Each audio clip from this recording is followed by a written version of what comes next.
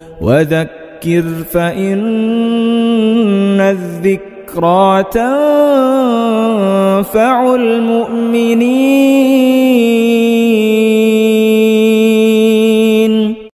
الحمد لله وكفى وسلام على عباده الذين اصطفى. أما بعد فأعوذ بالله من الشيطان الرجيم. بسم الله الرحمن الرحيم. فاذكروني أذكركم واشكروا لي ولا تكفرون. يا أيها الذين آمنوا استعينوا بالصبر والصلاة إن الله مع الصابرين. صدق الله العظيم. قابل احترام بزرگوں اور دوستوں، اللہ تبارک و تعالی نے انسان کو مختصر سی زندگی عطا فرمائی ہے۔ متعدد روایات میں مضمون ملتا ہے کہ اس امت کی عمریں 60 سے 70 کے درمیان ہے۔ یہ 60 سالہ 70 سالہ زندگی جو اللہ پاک نے عطا فرمائی، اس زندگی میں انسان کی حالت ایک جیسی نہیں رہتی۔ کوئی دن انسان کے لیے خوشی کا پیغام لے کر آتا ہے تو کوئی دن غم کی خبر لے کر۔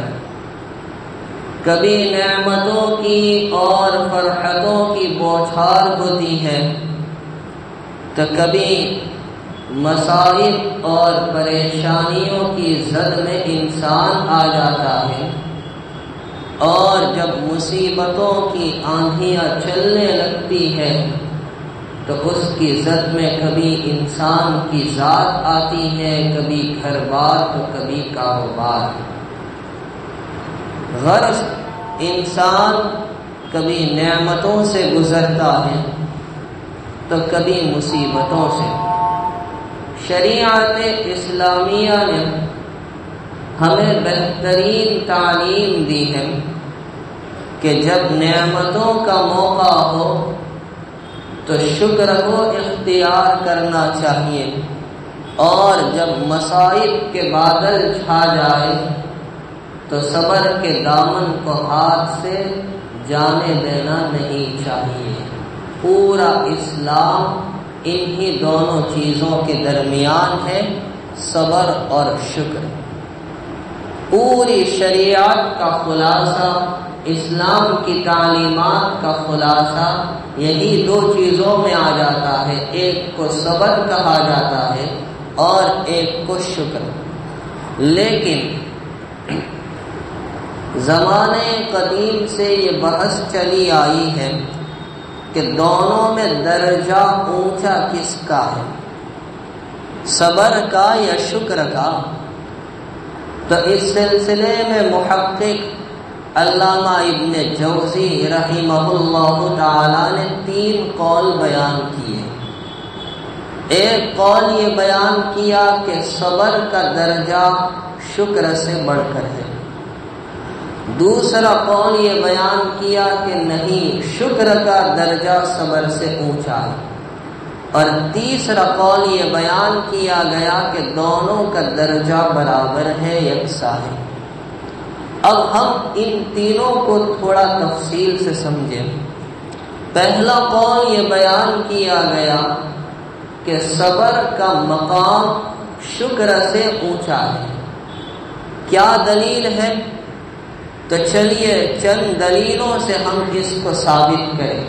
سورۃ البقرہ کی آیت جس میں باری تعالیٰ ارشاد فرماتے ہیں، یا ایھا الذین آمنوا، اے ایمان والو، استعینوا بالصبر والصلاۃ، صبر اور نماز کے ذریعے مدد طلب کرو۔ آگے کیا فرمایا؟ ان اللہ مع الصابرین، بلا شبہ اللہ کی معیت صبر کرنے والوں کے لیے۔ یہ نہیں کہ ان اللہ مع الشاکرین۔ بلکہ فرمایا ان اللہ مع الصابرین کہ اللہ صبر کرنے والوں کے ساتھ ہے۔ یہ آیت دلیل ہے اس بات کی کہ صبر کا درجہ شکر سے اونچا ہے۔ دوسری دلیل 13ویں پارے میں سورہ ابراہیم میں اللہ نے شکر کے بارے میں فرمایا لئن شکرتم لازیدنکم کہ اگر تم شکر کرو گے تو ہم تمہیں مزید عطا کریں گے۔ لیکن صبر کے بارے میں سورہ زمر میں فرمایا انما یوفی الصابرون اجرهم بغیر حساب، صبر کرنے والوں کو تو ہم بے حساب دیں گے جس کا کوئی اندازہ نہیں لگا سکتا۔ اس سے معلوم ہوا کہ صبر کا درجہ اونچا ہے۔ تیسری دلیل اللہ پاک ارشاد فرماتے ہیں سورہ مومنون میں انی جزیتہم اليوم بما صبروا انہم هم الفائزون، آج میں نے ان کو پورا بدلہ دے دیا اس سبب سے کہ انہوں نے صبر کیا۔ یہ نہیں کہا اس سبب سے کہ انہوں نے شکر اختیار کیا۔ بما صبروا، میں نے ان کو جو پورا بدلہ دیا وہ ان کے صبر کی وجہ سے دیا، یہ نہیں ان کے شکر کی وجہ سے، اور یہ لوگ کامیاب ہونے والے ہیں۔ اس سے بھی معلوم ہوا کہ صبر کا مقام شکر سے اونچا ہے۔ چوتھی دلیل حضور اکرم صلی اللہ تعالی علیہ وسلم کا ارشاد ہے الطاعم الشاکر بمنزلۃ الصائم الصابر، شکر گزار کھانے والا بندہ اللہ کے نزدیک صبر کرنے والے روزے دار کی طرح ہے۔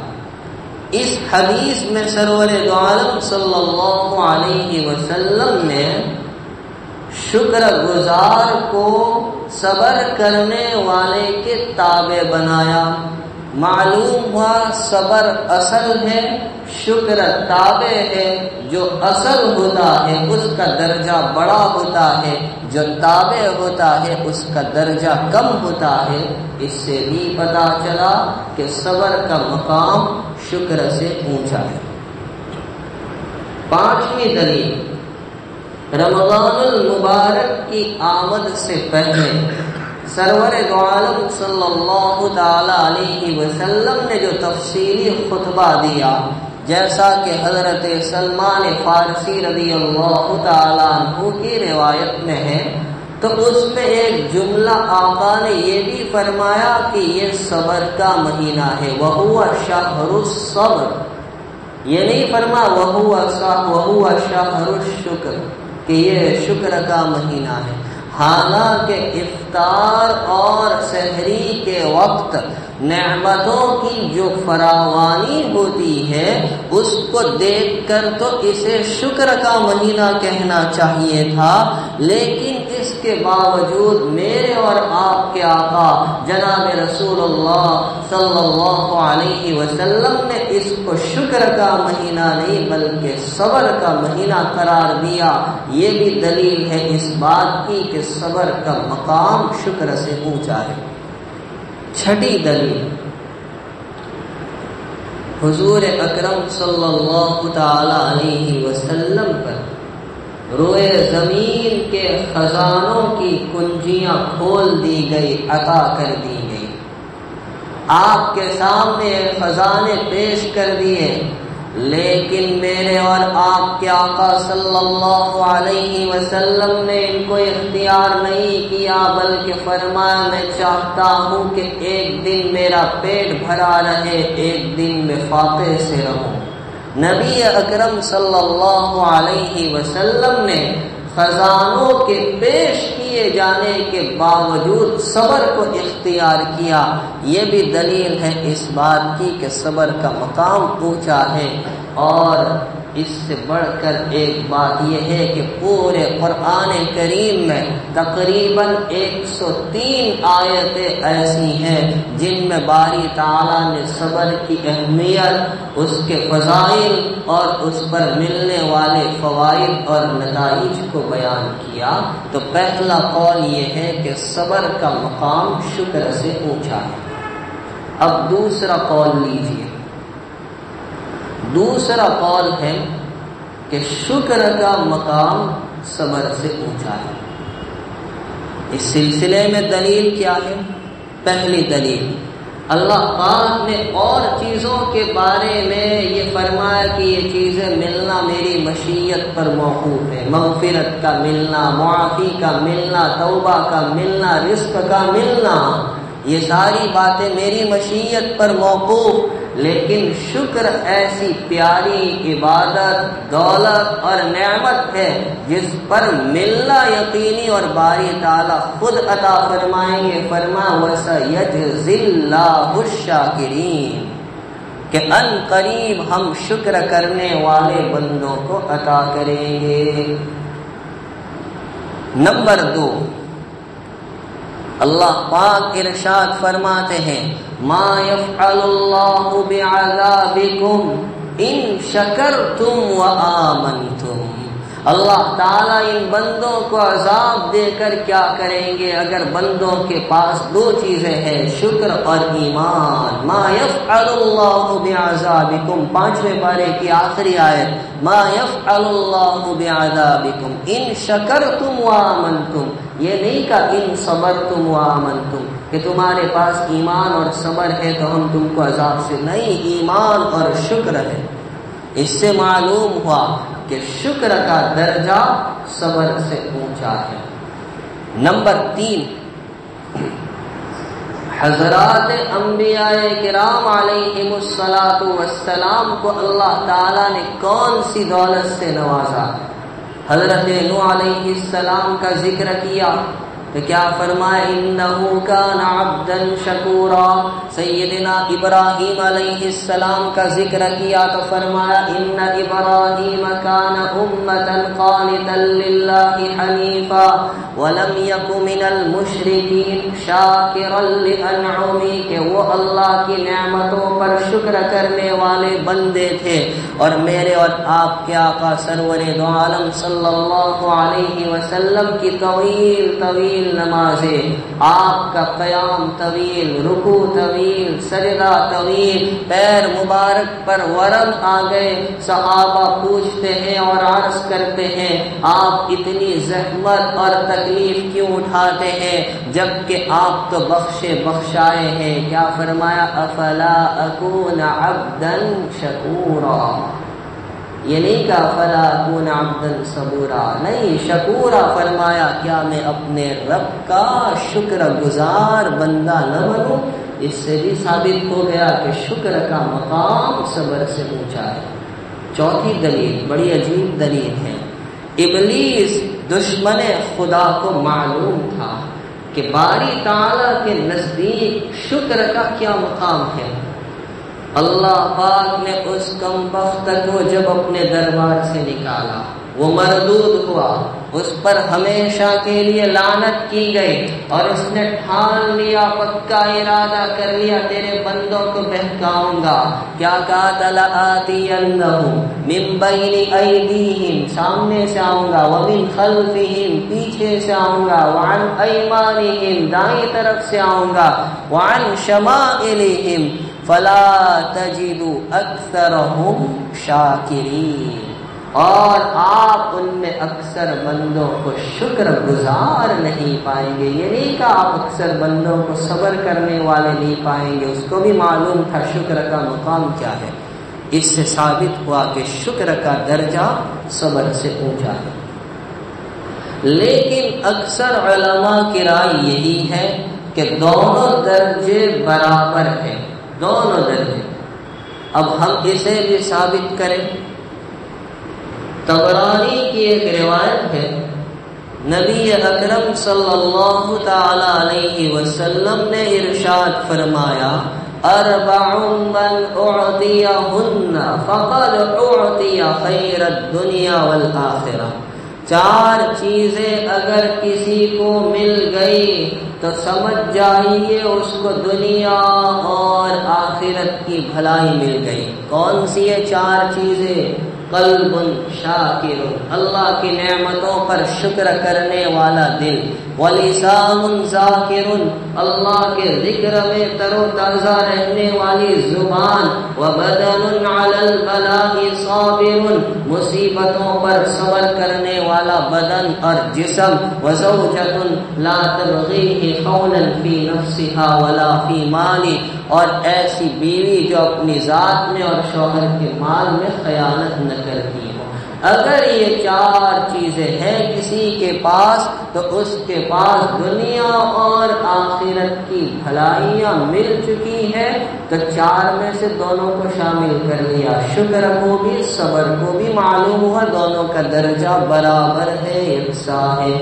ترمذی شریف میں روایت ہے، نبی اکرم صلی اللہ علیہ وسلم نے ارشاد فرمایا، خصلتان من کانتا فیہ، 2 خصلتیں 2 عادتیں اگر کسی کے اندر رہے گی تو اللہ تبارک و تعالی اس کو صابر اور شاکر لکھیں گے، صبر کرنے والا بھی شکر کرنے والا بھی۔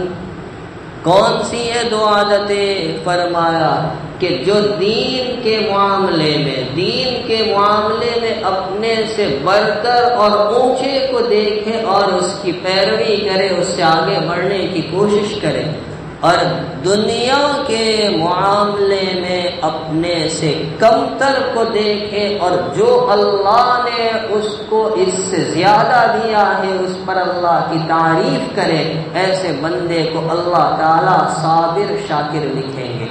اور جو دین کے معاملے میں اپنے سے کمتر کو دیکھے اور دنیا کے معاملے میں اپنے سے اونچے کو برتر کو دیکھے اور اپنے کو جو کم ملا ہے اس میں اپنے دل میں حسرت، افسوس اور کڑن پیدا کرے، اللہ تعالیٰ اس کو صابر شاکر نہیں لکھیں گے۔ تو اس حدیث میں بھی سرور دو عالم صلی اللہ علیہ وسلم نے صبر اور شکر کو ملا دیا۔ اس سے معلوم ہوا دونوں کا درجہ یکساں ہے۔ مسلم شریف کی روایت میں ہے، نبی اکرم صلی اللہ علیہ وسلم نے ارشاد فرمایا، مومن بندے کی عجیب شان ہے، عجیب حالت ہے، اگر اسے کوئی خیر خوبی بھلائی پہنچتی ہے تو وہ اللہ کی تعریف کرتا ہے اور شکر اختیار کرتا ہے، اور اگر اسے کوئی مصیبت، پریشانی، صدمہ، ناگوار بات پیش آتی ہے تو بھی وہ تعریف کرتا ہے اور صبر کے دامن کو اختیار کرتا ہے۔ تو اس کے لیے تو دونوں چیز میں خیر ہے، شکر اختیار کرے تو بھی خیر، صبر کو اختیار کرے تو بھی خیر۔ حضرت عبداللہ ابن مسعود رضی اللہ تعالی عنہ کا یہ مقولہ ہے، فَإِنَّ الْإِيمَانَ نِصْفَانِ نِصْفٌ صَبْرٌ وَنِصْفٌ شُكْرٌ۔ ایمان 2 آدھی چیزوں کا نام ہے، آدھا ایمان صبر سے تعلق رکھتا ہے اور آدھا ایمان شکر سے تعلق رکھتا ہے۔ اس سے بھی معلوم ہوا کہ صبر اور شکر دونوں کا درجہ یکساں ہے، برابر ہے۔ آپ دیکھیے قرآن کریم میں 2 جلیل القدر پیغمبروں کا واقعہ اللہ تعالیٰ نے بیان کیا۔ ایک پیغمبر پر اللہ نے نعمتوں کی ریل پہ ایسی نعمتیں کہ ان کو بادشاہت ملی ہے، حکومت ملی ہے، سلطنت ملی ہے، اور سلطنت بھی کیسی، نہ پہلے کسی کو ملی تھی نہ بعد میں کسی کو ملی۔ دعا کی تھی، رب ہب لی ملکا لا ينبغی لأحد من بعدی، لیکن انہوں نے شکر کے دامن کو نہیں چھوڑا۔ وہ پیغمبر سیدنا حضرت سلیمان علیہ السلام، اب اللہ تعالیٰ نے ان کو ایک ایوارڈ دیا، فرمایا وَوَهَبْنَا لِدَاوُودَ سُلَيْمَانَ نِعْمَ الْعَبْدُ، یہ ان کو ایوارڈ ملا ہے، نعم العبد، بڑے اچھے بندے۔ کیوں ملا؟ ان کی شکر گزاری بے مثال تھی۔ دوسرے پیغمبر جن کی زندگی مصائب اور آزمائش اور پریشانیوں سے لبریز، بیمار ہوئے، مہلک بیماری میں مبتلا ہوئے، 17-18 سال اس میں رہے، بستی والوں نے بھی رکھنے سے انکار کیا، مگر انہوں نے صبر کے دامن کو مضبوط تھامے رکھا۔ اللہ نے ان کو بھی وہی ایوارڈ دیا جو شکر گزاری پر سلیمان علیہ السلام کو دیا۔ یہ پیغمبر حضرت ایوب علیہ السلام ہے، فرمایا انا وجدناہ صابرا نعم العبد انہ اواب۔ امیر المؤمنین حضرت عمر فاروق رضی اللہ تعالی عنہ فرماتے ہیں کہ اگر صبر اور شکر دونوں سواریاں ہوتی اونٹ کی شکل میں تو میں انتخاب نہ کر پاتا، مجھے کوئی پرواہ نہ ہوتی، میں جس پر بھی سوار ہو جاؤں، یعنی میں جس پر سوار ہوں میرے لیے آسانی تھی اگر دونوں سواری کی شکل میں ہوتی۔ اللہ کے ولی جنہوں نے بادشاہت کو ترک کر کے فقیری اختیار کی، حضرت ابراہیم بن ادہم رحمت اللہ علیہ راستے سے تشریف لے جا رہے، ایک آدمی کو دیکھا بالکل غمگین اداس بیٹھا ہے، چہرے پر حزن و ملال نظر آ رہا ہے، اداسی اور مایوسی چھائی ہے۔ پوچھا بھائی کیا بات ہے، اداس کیوں ہو؟ کیا اس کائنات میں، اس آسمان و زمین میں، اس تری اور خشکی میں رب العالمین کی مرضی کے خلاف بھی کچھ ہوتا ہے؟ کہا کہ نہیں۔ اچھا یہ بتاؤ رب العالمین نے تمہاری جو عمر مقرر کر دی کیا اس میں ایک دن کی کٹوتی یا اضافہ ہو سکتا ہے؟ کہا نہیں۔ کہا پھر اداس کیوں ہو؟ پھر آگے چلے، حج کا سفر کر رہے تو ایک بندہ ملا جو سواری پر سوار تھا، اس نے پوچھا کہاں چلے؟ کہا حج کے لیے جا رہا ہوں۔ کہا عجیب ہے، اتنا لمبا سفر اور کوئی سواری بھی نہیں، پیدل جا رہے آپ؟ کہا تجھے نظر نہیں آتا میرے پاس کتنی سواری ہے؟ دیکھ میرے دائیں بائیں آگے پیچھے کتنی سواریاں ہیں، جبکہ کوئی سواری نہیں تھی۔ وہ کہنے لگا سواریاں کہاں ہیں؟ ابراہیم بن ادہم نے جواب دیا میرے پاس ایک سواری صبر کی ہے، اگر کوئی مصیبت پیش آتی ہے تو میں اس پر سوار ہو جاتا ہوں۔ میرے پاس ایک سواری شکر کی ہے، اگر مجھے نعمت ملتی ہے میں اس پر سوار ہو جاتا ہوں۔ میرے پاس ایک سواری رضا کی ہے، اگر تقدیر کا کوئی مسئلہ پیش آتا ہے تو میں اس سواری پر سوار ہو جاتا ہوں۔ وہ کہنے لگا جاؤ جناب، اللہ آپ کو برکتوں اور رحمتوں میں لے جائے، سوار تو آپ ہے اور فقیر تو میں ہوں۔ خلیفہ ہارون رشید کا دربار سجا ہوا تھا اور اس زمانے کا جو مشہور شاعر ابو العتاہیہ وہ آیا۔ ہارون رشید نے کہا کہ اس محل کے زیب و زینت کے بارے میں، اس کی چمک دمک کے بارے میں، سجاوٹ کے بارے میں آپ کو شعر پیش کیجیے، میں بتانا چاہتا ہوں کہ صبر اور شکر کیا چیز ہے۔ ابو العتاہیہ زمانے کا مشہور شاعر تھا، اس نے ایک شعر پڑھا جس کا خلاصہ یہ تھا، ان بلند و بالا خانوں میں، محلوں میں اور عمارتوں میں آپ امن اور سلامتی کے ساتھ جب تک چاہو رہو۔ بادشاہ کو بڑا پسند آیا، مسکرانے لگا، داد ملی، واہ واہ کی صدائیں بلند ہوئی اور کا ارشاد دوسرا مصرع بھی پیش کیجیے۔ اس نے دوسرا مصرع پیش کیا کہ صبح ہو یا شام ہو اور آپ کو آپ کی من پسند چیزیں ملتی رہے، واہ واہ کی صدائیں بلند ہوئی۔